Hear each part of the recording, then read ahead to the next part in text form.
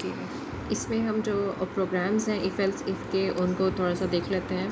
सबसे पहले एग्जांपल है कि write a program that inputs test score of a student and display his grade on the following criteria. हमने किसी student के जो है वो किसी टेस्ट में जो भी उसने मार्क्स या स्कोर गेट किए हैं हमने उनको एंटर करवाना है, इनपुट लेना है यूज़र से।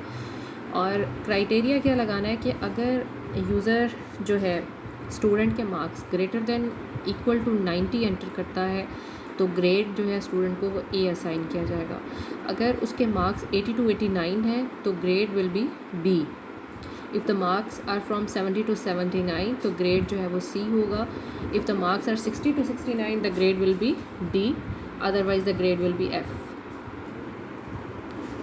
I will start from the main, so you people have to write the header files by yourself. So सबसे पहले हमने जो इनपुट लेनी है that will be the marks, उसको हम m से डिक्लेयर कर लेते हैं। ये यूज़र से हम एंटर करवा लेते हैं।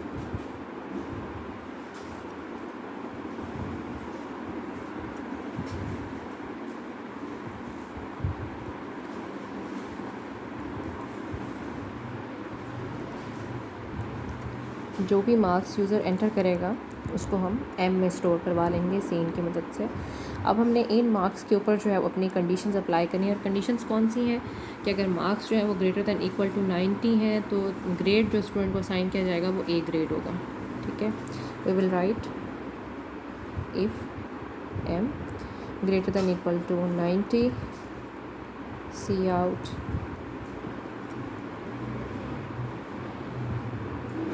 Grade A. ओके, अब नेक्स्ट कंडीशन है हमारे पास इफ़ द मार्क्स है फ्रॉम 80 टू 89। अब आप चूँकि कंडीशन में एक ही चीज़ को अप्लाई कर सकते हैं, 80 टू 89 वाला फ़िलहाल हम नहीं कर सकते, दैट्स वाई हमने किसी एक पे कंडीशन लगानी है। तो हम इस तरह से लिख देते हैं if marks greater than equal to 80 C out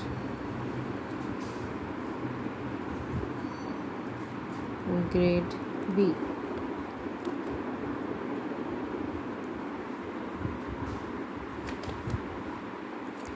next is marks greater than equal to 70 cout grade C. Last one is else if marks greater than equal to 60 see out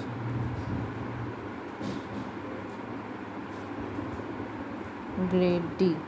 जो grades हमने assign करने हैं उसमें last one जो हमारा grade D है, अगर marks हमारे ग्रेटर दैन इक्वल टू 60 की रेंज में होते हैं तो हमारा जो ग्रेड है स्टूडेंट का वो डी असाइन हो जाएगा।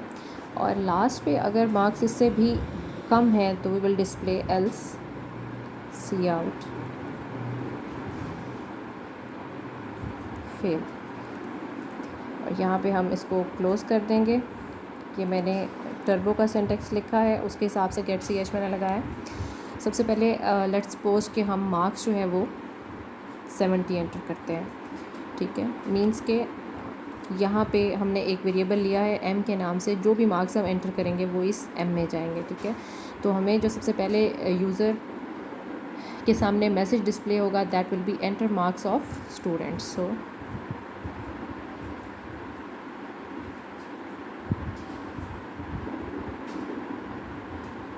Enter marks of student. जो भी मार्क्स लेट्स सपोज कि हमने 70 एंटर किए हैं तो अब हम ये चेक करेंगे वो 70 जो है वो m में स्टोर हो जाएगा। If m greater than equal to 90।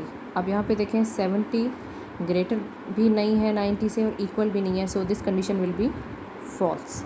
ठीक है, यहाँ पे आएगा else if marks greater than equal to 80। 70 जो है वो 80 से ग्रेटर भी नहीं है और इसके इक्वल भी नहीं है। अब ये देखें कि हमारे जो मार्क्स हैं वो 70 हैं बट ये 80 से ना तो ग्रेटर है ना इसके इक्वल है, दैट्स वाई हमारी ये जो कंडीशन है ये भी फॉल्स हो जाएगी। नेक्स्ट कंडीशन जो है इसके फॉल्स होने की बेस पे ये इसके एल्स पे जाएगा अब इसको चेक करेगा, if marks greater than equal to 70, marks जो हैं वो इक्वल्स टू 70 हैं, 70 इक्वल्स टू 70 है, दैट्स वाई हमारी ये कंडीशन ट्रू है।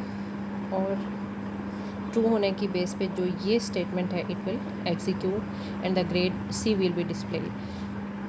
अब जब ये कंडीशन ट्रू हो गई है तो ऑब्वियस सी बात है कि ये इसके एल्स पे नहीं जाएगा, क्योंकि अगर कंडीशन फॉल्स हो तो जो हमारा कंट्रोल है वो एल्स की तरफ मूव करता है। अब चूँकि ये कंडीशन ट्रू हो चुकी है दैट्स वाई कंट्रोल यहाँ से एग्ज़िट कर जाएगा। मीन्स के ये जो है एग्जीक्यूट नहीं करेगी, ये एग्जीक्यूट नहीं करेगी और ये भी एग्जीक्यूट नहीं करेगी, सिर्फ जो स्टेटमेंट हमारी एग्जीक्यूट होगी वो ग्रेड सी वाली होगी। इस तरह से आपने प्रोग्राम में मल्टीपल कंडीशंस लगानी है। देखें अब हमने इसमें हम तकरीबन 4 कंडीशंस अप्लाई की हैं, 5th में जो है हमने कंडीशन नहीं लगाई, क्योंकि इसके अलावा अगर कोई मार्क्स हैं तो ऑटोमेटिकली उसको वो फेल डिस्प्ले कर देगा। इसमें से एक कंडीशन ट्रू ही है, बाकी सब की सब जो है वो फॉल्स है। इस तरह से आपने इसके क्वेश्चन सॉल्व करने हैं। नेक्स्ट जो है आपकी बुक में जो प्रैक्टिस क्वेश्चन है उनको सॉल्व कर लिएगा।